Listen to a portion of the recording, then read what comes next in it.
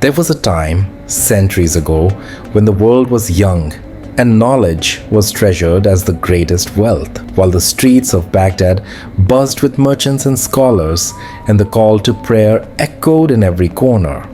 A man sat alone in a small study, illuminated only by the soft glow of a lamp and the flicker of his own curiosity. His name was Al-Razi, known in the West as Rhazes, a name few today remember, yet a mind centuries ahead of his time. Al-Razi was not just a physician, he was a philosopher, a thinker, a man who studied the human soul as deeply as he studied the human body. In an era when psychology as a science did not even exist, he wrote about the human mind, emotions, and behaviors with clarity that would astonish even modern psychologists. He observed that fear, sadness, and excessive worry were not just moral failings, but real conditions of the heart and mind that needed care and understanding.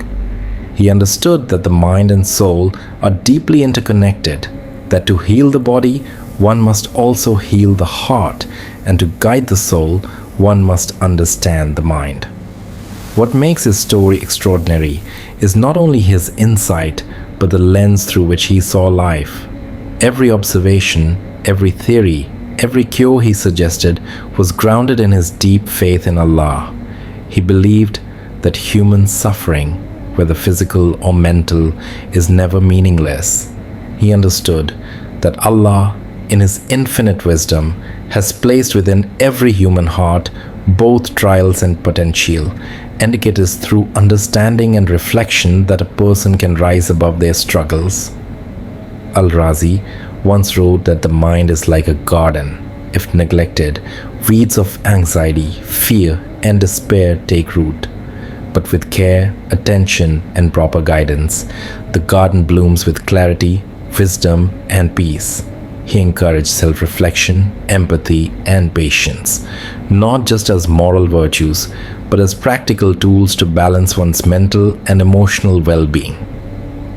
When we read the Qur'an today, we see reflections of Al-Razi's insights centuries before the term psychology was even coined. Allah says, "Indeed, Allah will not change the condition of a people until they change what is in themselves." Surah Ar-Ra'd 13:11. Al-Razi took these words to heart, teaching that the human being has both responsibility and power over the inner world. The heart, he believed, could be trained, just as the body can be strengthened to withstand trials, to nurture peace, and to approach life with clarity. He spoke of sadness and depression, not as signs of weakness, but as conditions to be understood and treated. In his medical texts, he advised that a healer must attend not only to the physical body, but also to the spiritual and emotional state of the patient. This holistic vision, centuries before Sigmund Freud or Carl Jung would appear, showed a depth of wisdom grounded in both Islamic ethics and empirical observation. Imagine a young Muslim living today, overwhelmed with stress, anxiety, and the constant pressures of modern life. Many might feel isolated, misunderstood, or trapped in a cycle of despair. Al-Razi's words reach across the centuries to such a soul, reminding them that self-awareness, reflection, and care for the heart are not luxuries. They are obligations, as much a part of worship as prayer. For caring for the soul is caring for the amana Allah has entrusted to us. He also emphasized the importance of knowledge. To understand the human mind, one must study both the natural world and the soul. Al-Razi wrote extensively on logic, medicine, and philosophy, blending them seamlessly with the ethical framework of Islam. This integration of science and spirituality, reason and faith, is a lesson for us today. That true guidance is not found in extremes, but in balance, in applying the wisdom of Allah to every dimension of life.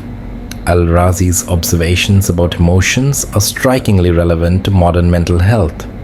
He described symptoms of anxiety, fear, and obsessive thought patterns with startling precision. He advised structured routines, moderation in food and activity, and reflection on one's thoughts, a prescription not unlike modern cognitive behavioral therapy. And yet, he framed these solutions within a spiritual context, reminding his readers that ultimate peace comes from turning to Allah and understanding His decree. He believed in the transformative power of the human heart. He understood that when we cultivate gratitude, patience, and trust in Allah, we strengthen our inner resilience.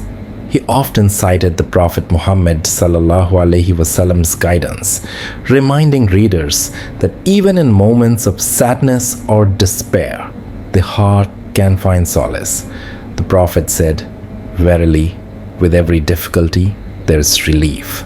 Surah Ash-Shar 94:6, words that Al-Razi reflected upon in his writings, urging his readers to see trials not as punishment but as opportunities for growth and understanding. Al-Razi's life itself is a lesson. He faced skepticism, ridicule, and the limitations of his time. Medicine was primitive, knowledge was scattered, and yet he persisted. He studied tirelessly, observed patiently, and wrote meticulously. He believed that knowledge is a trust, a gift from Allah, and with it comes the responsibility to benefit humanity. Today, as Muslims navigate the challenges of mental health stigma, social pressure, and spiritual confusion, Al-Razi's example shows that pursuing understanding and applying it with compassion is both a duty and a form of worship. His story also teaches us about humility. Despite his brilliance, Al-Razi never claimed mastery over the human soul. He knew that the heart is a domain reserved for Allah's knowledge and guidance, and that no matter how insightful we are always students in the classroom of life. He saw himself as a guide, not a master, a helper, not a judge. And this humility is perhaps one of the most powerful psychological lessons of all, an antidote to arrogance, envy, and despair. Today, the world talks about mindfulness, cognitive therapy, and emotional intelligence as if they were new discoveries. But Al-Razi lived these principles centuries ago. He understood that emotional well-being is intertwined with spiritual mindfulness, that mental clarity comes from ethical living, and that true contentment is found in remembering Allah and trusting His plan. For modern Muslims, this is more than history. It is a call to action. It is a reminder that our faith is not at odds with our minds. It illuminates them. That struggles with anxiety, sadness, or uncertainty are not weaknesses, but opportunities to practice patience, reflection, and gratitude. That knowledge, reflection, and reliance on Allah are the tools with which we can transform our inner world, just as Al-Razi did for countless souls in his time. And so, the forgotten scholar lives on, not in monuments, not in textbooks, but in the hearts of those who seek to understand themselves and their Creator. He challenges us to combine reason with faith, to study the mind while nurturing the soul, and to face our trials with wisdom, compassion, and courage. Remember, the heart is a garden, and every thought, every reflection, every act of worship is a seed. Al-Razi understood that, and we can too. By seeking knowledge, reflecting deeply, and trusting in Allah, we can cultivate peace where there was chaos, clarity where there was confusion, and hope where there was despair. Let us honor the forgotten scholar, not merely by remembering his name, but by applying his lessons.